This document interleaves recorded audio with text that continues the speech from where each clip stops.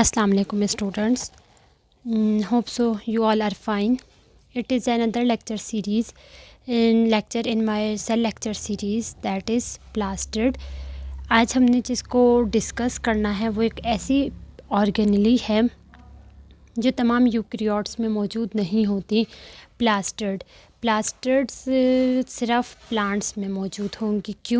क्योंकि इस ऑर्गेनेली का काम होता है ये कुछ केमिकल्स को प्रोड्यूस करते हैं। प्लास्टर्ड एक ग्रीक वर्ड है। ग्रीक वर्ड में ग्रीक लैंग्वेज में प्लास्टर्ड कहते हैं फॉर्म्ड को या मोल्डेड फॉर्म को, जिसको बनाया जाए, मोल्ड किया जाए, उसे कहते हैं प्लास्टर्ड। अब ये क्या बनाता है? कुछ केमिकल्स बनाता है, कुछ ऐसे कंपाउंड्स बनाता है, कुछ पिगमेंट्स बनाता है जिसकी बेस पे प्लांट्स को डिफरेंट कलर्स मिलते हैं। एक प्लांट में सिर्फ एक कलर नहीं होता है, डिफरेंट कलर्स होते हैं। उसके अकॉर्डिंग आगे चलते हुए प्लास्टर्ड को क्लासिफाइड करेंगे। प्लास्टर्ड क्या है? ये एक स्मॉल ऑर्गेनेली होती है जो कि प्लांट्स में मौजूद होती है। इसके अलावा इसके पास कुछ डिफरेंट पिगमेंट्स होते हैं। मुख्तलिफ़ पिगमेंट्स मुख्तलिफ़ फंक्शंस परफॉर्म करते हैं। ग्रीन पिगमेंट होगा उसका अलग फंक्शन होगा, रेड पिगमेंट होगा उसका अलग फंक्शन है, वाइट पिगमेंट है तो उसका अलग फंक्शन है। Different plastered different functions perform करते हैं। 3 टाइप्स के इसके पास प्लास्टर्ड्स होते हैं। एक का नाम होता है क्रोमोप्लास्ट, एक होता है ल्यूकोप्लास्ट, क्लोरोप्लास्ट और एक होता है ल्यूकोप्लास्ट। ये तीनों क्रोमो, क्लोरो या ल्यूकोप्लास्ट को बनाने वाला प्रिकर्सर मॉलिक्यूल कौन होता है? प्लास्टर्ड का प्री मेच्योर जो ऑर्गेनेली होगी उसको कहते हैं प्रोप्लास्टर्ड ये आगे क्रोमोप्लास्ट भी बनाएगा, क्लोरो भी और ल्यूकोप्लास्ट भी बनाएगा। इनके फंक्शंस देखने से पहले एक ब्रीफ सा व्यू दूंगी आपको एक प्लास्टर्ड के स्ट्रक्चर पे। प्लास्टर्ड किन चीज़ों से बना हुआ होता है? फर्स्टली प्लास्टर्ड हमारे पास डबल मेम्ब्रेन ऑर्गेनेली होती है। ये प्लास्टर्ड का एक स्ट्रक्चर है। इसके पास एक आउटर मेम्ब्रेन होती है और एक इनर मेम्ब्रेन होती है। जो आउटर मेम्ब्रेन होती है वो बहुत ही स्मूथ होती है, मोर परमिएबल होती है, ज़्यादा से ज़्यादा मटेरियल को पास आउट करवा देती है। इसके बाद आती है इसकी इनर मेम्ब्रेन लेस परमिएबल होती है।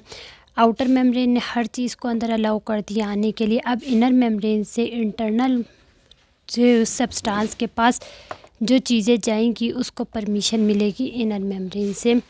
इसके अंदर होता है पूरे प्लास्टर्ड के अंदर जो लिक्विड की तरह या फ्लूइड की तरह का मटेरियल होगा उसे कहते हैं स्ट्रोमा के पास डिफरेंट एंजाइम्स होंगे। वही एंजाइम्स आगे चल के कंपोजिशन का काम करेंगे या फॉर्मेशन का काम करेंगे। इसके अलावा स्ट्रोमा लिक्विड था, उसके अंदर कॉइन लाइक स्ट्रक्चर्स होते हैं, कॉइन की तरह के बने हुए स्ट्रक्चर्स होते हैं जिसे कहते हैं थैलाकॉइड्स। लेकिन ये एक कॉइन सिंगल नहीं रहता। एक प्लास्टर्ड के अंदर ऐसे बंडल ऑफ कॉइन्स की ज़रूरत पड़ती है। ये 40 भी हो सकता है, ये 25 से स्टार्ट होकर 50 तक जाते हैं। किसी प्लास्टर्ड में 25 होंगे, किसी में 50 होंगे, किसी में 35 होंगे। तो जब ये बंडल ऑफ थैलाकॉइड्स बनाते हैं, ऐसे बंडल्स कॉइन बंडल की फॉर्म में होते हैं, इसे कहते हैं ग्रेना।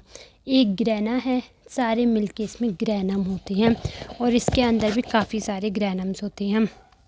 60 to 70 भी हो सकते हैं, 20 to 30 ग्रेनम भी हो सकते हैं। अब एक ग्रेना को दूसरे ग्रेना के साथ जो कनेक्ट करने वाली चीज़ होती है, थोड़े से फिलामेंट्स होते हैं, थ्रेड लाइक स्ट्रक्चर्स होती हैं, उसे कहते हैं लेमिला ग्रेना को कनेक्ट करता है। ग्रेना क्या होता है? थैलाकॉइड्स के बंडल्स होते हैं। और थैलाकॉइड क्या होता है? ये कॉइन की तरह का स्ट्रक्चर होता है। यहाँ पे पिगमेंटेशन होती है, इन कॉइन्स के अंदर पिगमेंट्स बनती हैं। अब पिगमेंट्स के अकॉर्डिंग प्लास्टर्ड्स की 3 टाइप्स होती हैं। क्रोमोप्लास्ट, क्रोम कहते हैं, कलर से वर्ड निकला है, इसका मतलब है एक्सेप्ट ग्रीन के अलावा इसमें ग्रीन कलर नहीं होगा, इसके अलावा बाकी तमाम कलर्स होंगे। For example red colour, yellow colour, pink colour, blue colour, ये सारे कलर्स जो कि फ्लावर्स को और फ्रूट्स को देने का काम करते हैं वो क्रोमोप्लास्ट का काम होता है। क्रोमोप्लास्ट में और क्या बात होती है? इसके अंदर ग्रीन कलर ना होने के बराबर होता है, थोड़ा सा ग्रीन कलर होगा लेकिन ना होने के बराबर है। इसके अलावा जब ये कलर देता है प्लांट को तो इट्स मीन क्रोमोप्लास्ट हेल्प करता है पोलिनेशन में। पोलिनेशन क्या होता है? पोलिनेशन एक ऐसा प्रोसेस होता है जिसमें एक फ्लावर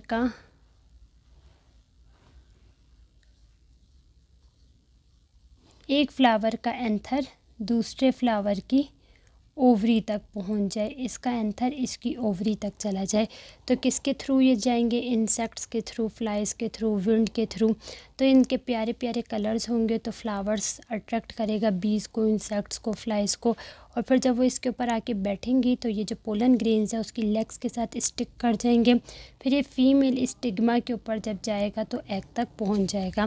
तो हेल्प करेगा ये कलरफुल पार्ट्स पोलिनेशन में।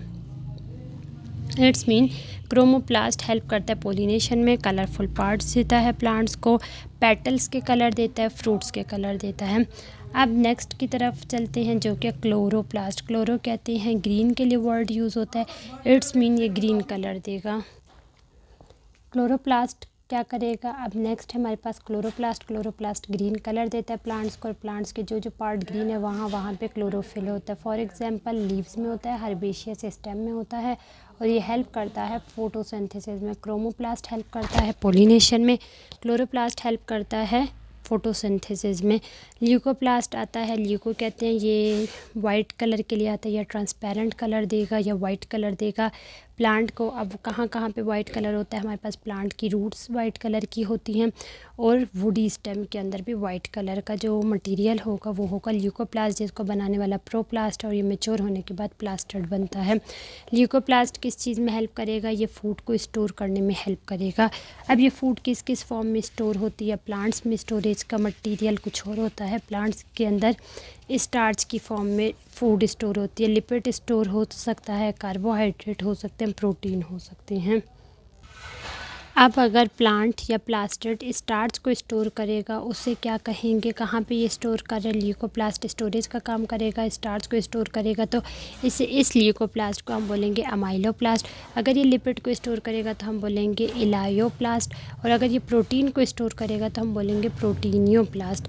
इसके स्ट्रक्चर पे चलते हैं। इसमें स्ट्रक्चर में सबसे इम्पॉर्टेंट चीज़ जो थी, जो ये स्ट्रक्चर नहीं, फंक्शन की तरफ चलते हैं। हमारे पास फंक्शन आ जाता है। मेन फंक्शन क्या है? जो इसका वर्ड का मीनिंग था फॉर्मेशन, और इसने क्या फॉर्म करने हैं, डिफरेंट पिगमेंट्स करनी है, उन केमिकल्स को प्रोड्यूस करने के लिए इसे किन किन चीज़ों की ज़रूरत पड़ती है? एंजाइम्स की ज़रूरत पड़ती है। कुछ इसके पास ये जो स्ट्रोमा होता है इसके अंदर हमारे पास सारे कंपोजिशन के मटेरियल मौजूद होते हैं। अब इसके पास ये तीनों चीज़ें स्ट्रोमा के अंदर होती हैं। स्ट्रोमा के पास क्या होता है? एंजाइम्स होते हैं। इन एंजाइम्स का काम क्या होता है?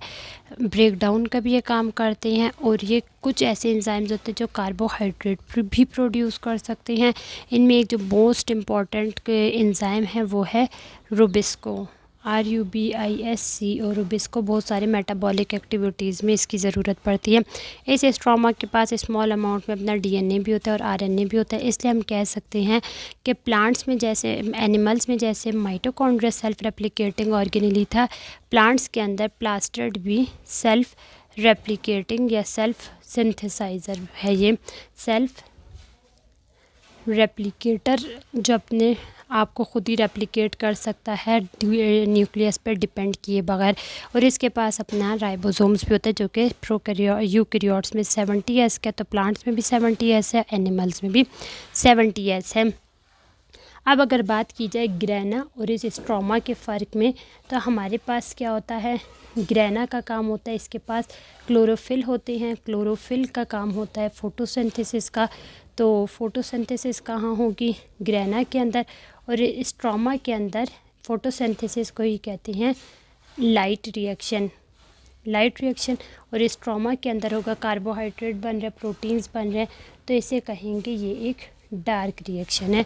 तो डार्क रिएक्शन कहाँ पे होगा? स्ट्रोमा में। लाइट रिएक्शन होगा ग्रेना में। That is all about plastid. इंशाल्लाह नेक्स्ट वीडियो में हम नेक्स्ट ऑर्गेनेली को डिस्कस करेंगे।